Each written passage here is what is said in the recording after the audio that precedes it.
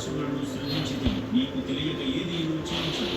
వర్షము వానల కొరకు నీవే మేఘములను ఉరుములను పంపినావు. నేను నీ బలం చేయి విత్తనములను నాటితిని, కానీ నీ దయచేతనే పండ్లు పండిన. ఓ ప్రభువా, మమ్ము అన్ని విధములుగా అన్ని వేళలా కాపాడము తండ్రి. మీ కృప మాపై ఉంచండి. మా చెయ్యి ఎత్తి తండ్రి. పితా పుత్ర పవిత్రాత్మ నామమున ఆమేన్.